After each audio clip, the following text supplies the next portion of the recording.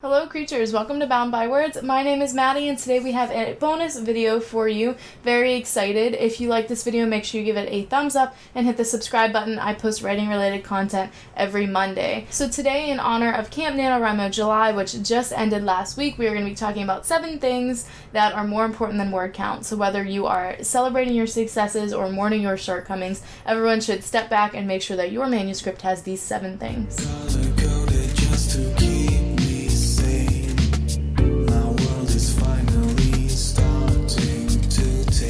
Alright, item number 1 on our 7-point list of today of things that are more important than word count. Item number 1 is a driven plot. So in the writing community, when talking about novels, we have generally just 2 types of stories we talk about. That is our plot-driven stories and our character-driven stories. I'm not going to say one is more important than the other, but lately there is a lot of weight being put on character-driven stories because we want to have a strong protagonist and we want to have characters that are relatable, so we get a lot of advice of make sure your plots are character-related.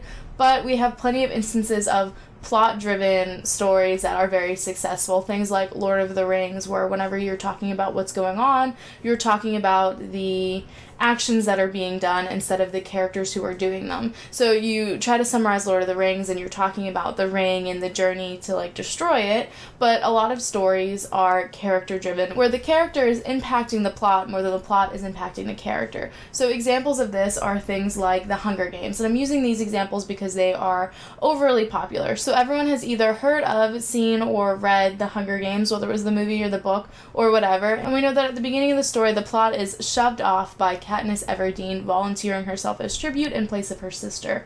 Actions like that show that it is a character-driven story. These stories being pushed forward by the choices of your protagonist. And without any spoilers, we see that come up a lot later in the story over and over again as she has to make decisions while she's in the games. So whether your story is a plot-driven story or a character-driven story, make sure it's driven. Make sure someone, something, whatever your general plot is, make sure that there's something pushing it forward. If there's nothing pushing it forward, then it's not going to be interesting and it's not going to be full of tension. I'm being totally honest. Whether your character is making absolutely dumb decisions and making it worse, whether they're making absolutely clever decisions and the plot is reacting back on them, whatever it is, make sure something is driving your story forward. Item number 2 on our list is uniqueness and accuracy, and I lumped these both in one because you want to make sure that things that you're doing more uniquely are accurate. So you want to give your character a unique hobby, you want to give them a unique culture, especially if you're using terms for things that happen in the real world. If you're talking about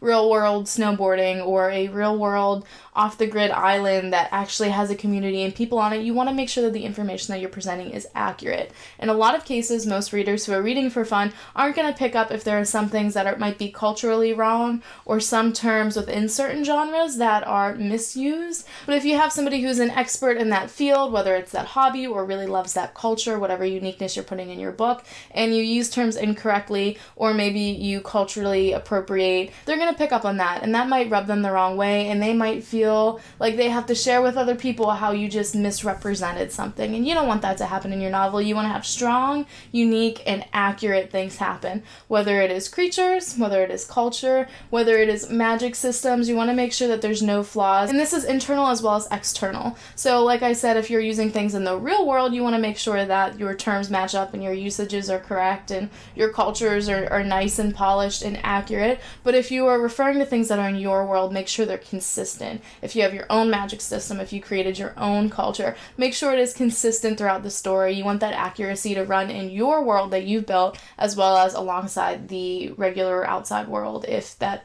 overlaps. Number 3 on our list is concise scenes and chapters. And whenever I think about being concise, I always think of Ernest Hemingway's book, The Old Man and the Sea, because I had to read it in high school and I thought it was incredibly boring. Ernest Hemingway is known for being paid by the word, so he crammed as many words in this book as he possibly could, and a good portion of it is dry. It's like a 130-page book about a man who just goes fishing and he sits in a boat for most of the time, gets real hungry, and then catches a fish and it gets away. And it's this whole ordeal for something very short that happened. And you don't want your readers to feel like they have to drag themselves through your story. So you want to make sure that your scenes and your chapters are concise. You don't want to have a lot of the character's real life world where it's not very exciting. They're just eating breakfast like they do every day and it doesn't really affect the plot. You don't want to have a lot of that unless it's specifically benefiting the plot. And you want to have that when it comes to scenes and chapters. So if you don't know, your chapters should bring up questions. Your questions should be the suspenseful, oh, who is that person? Oh my gosh, what did that woman just drag down the street? Who called me 50 times from an unknown number? You want to have those weird, quirky kind of questions that makes the reader want to seek answers, and you want them to come up in every chapter. And you don't want them to come up and be solved in every chapter either. You want questions to come up, old questions to be solved, and you want the new questions to be solved somewhere later in the book. But you want to write very concisely when doing this. So while trying to find the balance between bringing new questions in and answering old questions, you want to make sure that you're writing very concisely so that you don't have that problem of the readers dragging themselves through the story to get to some end that just doesn't have enough build up. So if you have parts in your book, and I like to call them fatty parts, if you have parts in your book that aren't serving a purpose, whether it's 1 paragraph, 2 paragraphs, if it's 3 pages, if it's an entire character, cut it out. You don't need it, especially if it's just for the sake of word count. I know in the NaNoWriMo times, I'm a victim of this. Whenever I am fast drafting, I always have very fatty writing because I'm using that in between fatty section to orient myself before I continue. So I'll be writing and then I'll have like a paragraph of this doesn't like contribute to the plot at all, but I needed it in the moment while I was writing to get myself to what I was writing next. So if you had met your NaNoWriMo goal or not, make sure you go back in your novel and you trim out those fatty parts. So number 4 on our list of items that are more important than word count is avoiding flowery writing. And I cannot say this enough. There are instances where many adjectives are expected and there are instances where it sounds about right, but there are a lot of instances where too many adjectives just make it hard to read.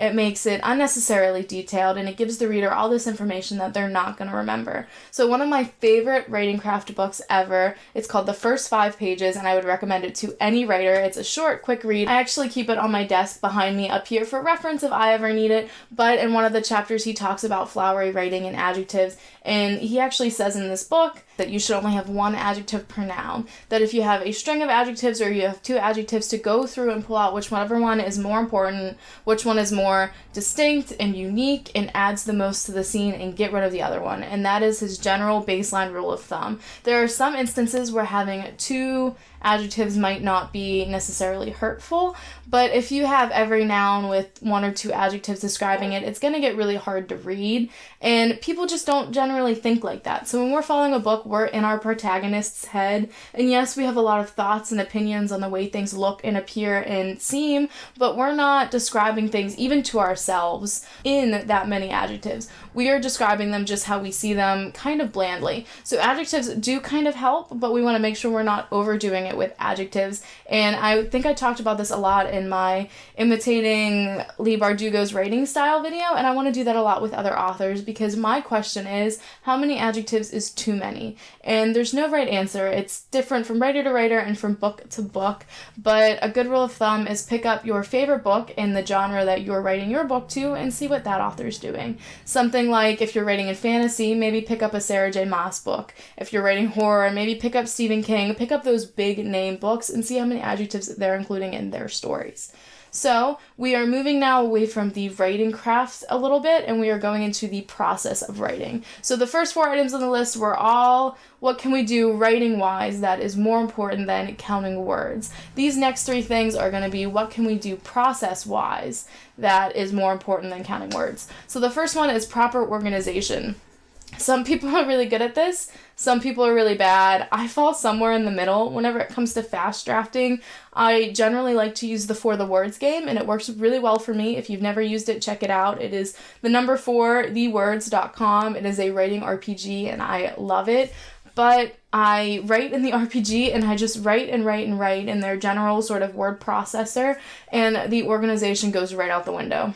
I have to go back in later and I have to sit down and read and break scenes and separate them and move them into my Scrivener. And if I would have set that up before I started writing, it would save me a lot of time, and I've been trying to be more conscious about that. But when it comes to NaNoWriMo events, when I'm like really in crunch time, sometimes it's like I'm gonna get down to the words, and if it's not organized, that's fine, I'll do it later. And that is the exact mentality that makes your writing a jumbled mess, and it's gonna make it harder for you in experience. I can share with you, it makes it harder to write your novel if you're not taking the time to prioritize things like organization. You don't have to be super fancy about it. Just make sure your scenes are in order, and if they're not in order, you maybe type at the top of the scene where in the book you'd like to place it, so you know when you're writing what is going through your head. I have this problem where if I tell myself I'm going to remember something, I swear I just don't. I just totally forget whatever that item is. So, number 7 on our list, forgot what number we were on for a second, but number 7 is a low stress pace, something that is manageable. And this is the exact opposite of get a lot of words done. But I think when it comes to Camp NaNoWriMo, like in April and July, you get to pick your own goal for those. And I really think you should be picking a low stress goal.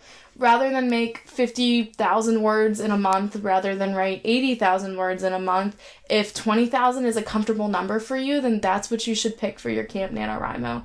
It's way more important to have a manageable pace than it is to have a high pace. So for my November Camp NaNoWriMo, I had so much fun writing, and I wrote a lot, and I got really exhausted towards the end, and I burnt out hard. I burnt out so hard that I hardly touched my book, if not even like looked at it once or twice, for all of December, because I had spent so much time and effort and stress working on it in November. I really needed a break away from it, and that's more harmful to your writing, especially if you don't finish your book.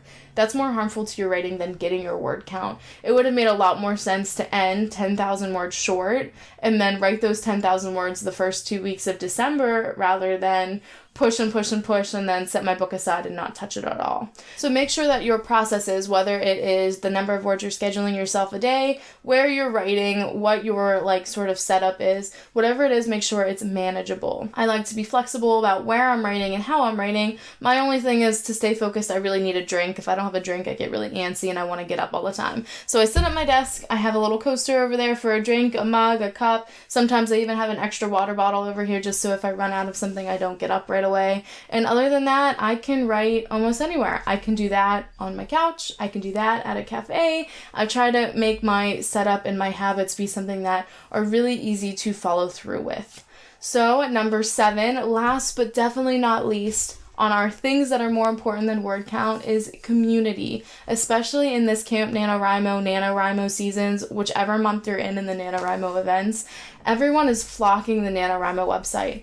People are making goals online, people are making groups on Facebook, people are just studying, they're making Discords and they're learning from each other and they're making friends. And honestly, writing is such a solitary act that alone might be one of the most important things you could do for your book outside of word count. Find a friend you get along with well, find a friend that you write in the same genre of, maybe you have the same like pitfalls, maybe you're celebrating the same thing. Even if it's somebody that you find easy to talk to that can hold you accountable, but they write the entire opposite genre, as long as you get along, that's what's important. And that community aspect can really help you continue on with your writing after the NaNoWriMo season, because you have people that you know are expecting to hear from you about your book. That, and it just doesn't feel so alone. I think so many people get drawn to the Camp NaNoWriMo events because of the community challenge. Everyone wants to take on the challenge together, and everyone thinks that they're a part of something bigger. And you know what? You're a part of something bigger whether you're writing in July or August.